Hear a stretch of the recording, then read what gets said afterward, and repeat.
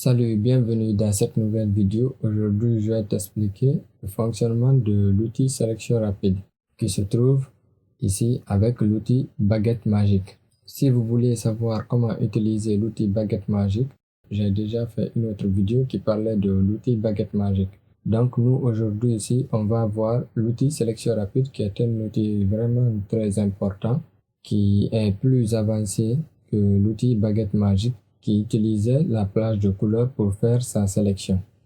L'outil sélection rapide est un outil qui fonctionne comme une brosse. Il a ses paramètres qui se trouvent ici, qui nous permettent de gérer l'épaisseur de la broche, c'est-à-dire la taille. On a la dureté ici, le pas, etc. Pour sélectionner une zone, l'outil sélection rapide se base sur les contours de l'objet qu'on a sélectionné. Il remarque les limites de la zone.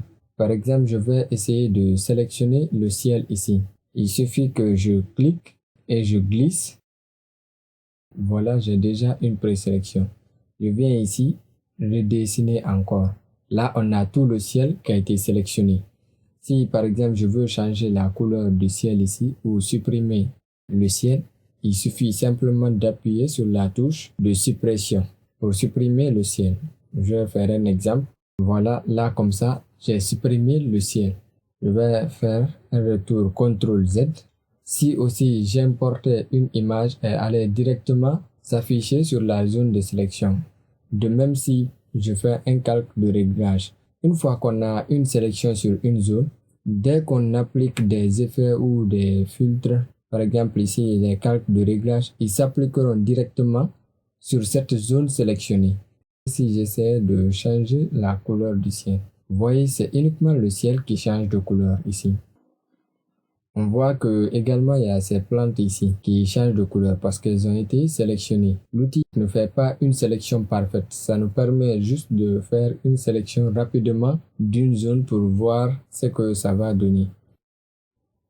Si par exemple je veux maintenant sélectionner le rocher ici, par exemple changer sa couleur, il suffit juste de cliquer et glisser sur le rocher. Vous voyez une présélection qui prend les contours de cette zone. Mais je continue, je clique et je glisse sur le long du rocher. Mais il faut éviter de venir au niveau des limites précises de l'objet.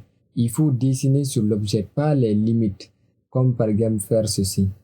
Ça, c'est une mauvaise manière d'utiliser l'outil sélection rapide. Donc si la sélection déborde trop, on utilise la touche Alt. Vous remarquez quand j'ai maintenu la touche Alt, la forme de ma broche de sélection a changé. Avant, on voyait un plus comme ça, mais dès que je maintiens la touche Alt enfoncée, on voit un signe moins. Ça veut dire que là, ça va diminuer la sélection. Donc je viens dessiner sur les parties qui débordent trop. Mais je vous rappelle encore, des fois, on aura une sélection qui n'est pas du tout parfaite. Donc, pour cela, il faut utiliser l'outil lasso, venir recorriger ou bien utiliser un autre moyen de sélection pour venir corriger. Parce que l'outil sélection rapide ne fait pas quelque chose de très net. Il permet de avoir une sélection rapidement comme son nom l'indique. Et comme vous le voyez ici. Par exemple, je vais essayer de changer la couleur de ce rocher. Je viens choisir calque de réglage, teinte et saturation. Je vais déplacer le curseur de la teinte ici. Là, vous remarquez que la couleur du rocher change. Personnellement, je trouve cette couleur parfaite. Non, la couleur là me va mieux. Donc, sur ce, je crois tout est dit sur l'outil sélection rapide. C'est l'essentiel à retenir sur l'outil sélection rapide. En tout cas, si vous avez des questions, vous pouvez toujours me les poser en commentaire. Je réponds directement. Je compte encore faire d'autres vidéos sur les outils. Donner l'essentiel, à savoir sur Photoshop pour qu'on puisse commencer avec des montages de haut niveau. Sur ce, je vais me limiter ici. Je vous invite à vous abonner à ma chaîne pour avoir plus de vidéos de formation et de tutoriels. À très bientôt.